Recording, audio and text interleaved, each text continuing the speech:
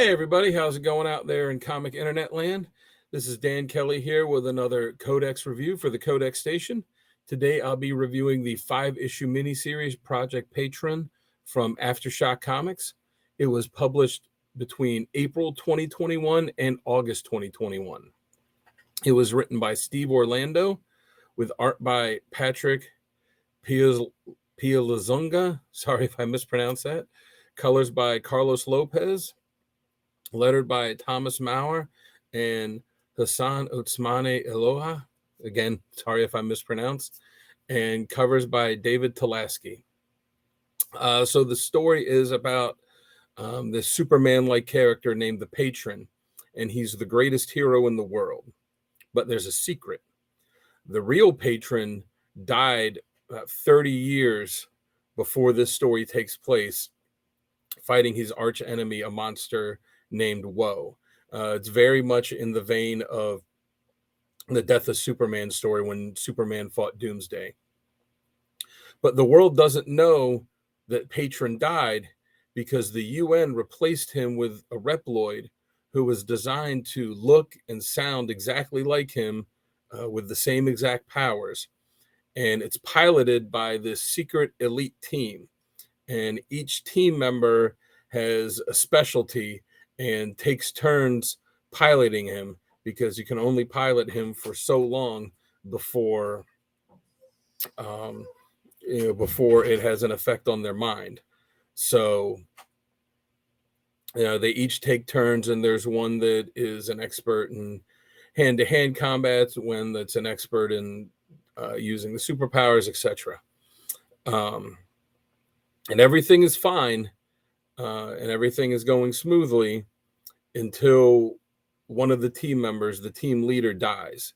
And the remaining members of the team must find out who killed him, why, and keep the secret of Project Patron from being revealed to the world, because they don't, obviously, after this long, want the world to know that their hero actually died and was replaced by a replica. So the story has some good superhero aspects to it, but really at its heart, it's a good mystery. It's got a lot of intrigue.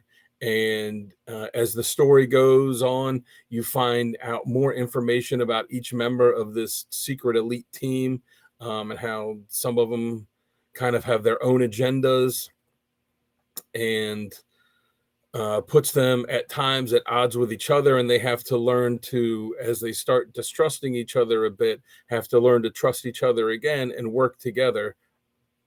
It also examines a lot the idea of the amount of faith that people put in heroes, which is why the Patron, like Superman in the DC universe, meant so much to the people of that world, and how his death affected them, how it affected the people in the DC universe, and how the Patron, when the people thought he died in this world, how it affected them, and then he, to their mind, came back, but it really wasn't him.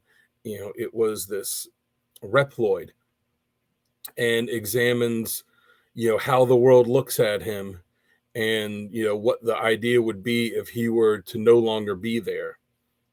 One thing I also really like about not just this series, but kind of Aftershock comics in general, is on their cover credits. Most comics usually just give the cover credit to the writer, the penciler, and the inker. Maybe if there's a well-known cover artist, it might be that too, but it's usually just the writer, the penciler, and the inker.